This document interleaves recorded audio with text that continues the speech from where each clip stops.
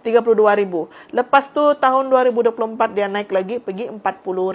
Tuan-tuan dan puan-puan, kamu cek lah. Cuba kamu cek tren harga emas kan.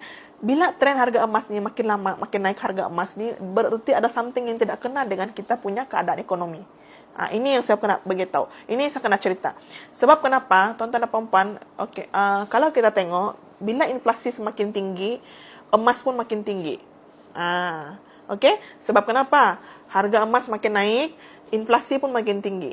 Sebab kenapa inilah yang kita cakap tadi, kuasa beli kita, kalau tuan-tuan dan puan-puan kamu simpan emas. Okay.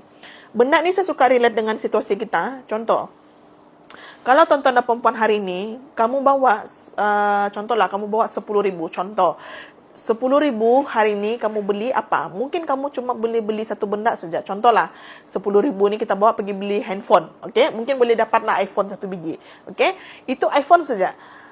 Tapi kalau dulu, zaman dulu, kita bawa 10.000, kita mungkin boleh beli motor lagi satu. Dengan 10.000. Jadi tuan-tuan dan puan-puan, tak payahlah lagi jauh-jauh. Kita cerita pula tentang beras. Okay? Dulu beras, kamu bawa RM50 kan? RM50 zaman saya budak-budak dulu, saya bawa RM50, saya bawa RM50, saya boleh bawa satu troli, penuh troli beli barang. Tapi kalau tuan-tuan dan puan-puan, kalau kamu ada RM50 hari ini, cuba bawa, pergi beli apa saja boleh beli. Kamu boleh beli mungkin satu beg beras saja. Satu beg beras yang 10 kilo. Kalau yang suka makan beras wangi lagi, adalah RM46, RM48 harga dia kan. Sebab tu saya cakap tuan-tuan dan puan-puan, bila inflasi berlaku, inflasi tetap inflasi. Contohlah, RM50 ni nilai duitnya kita makin kurang.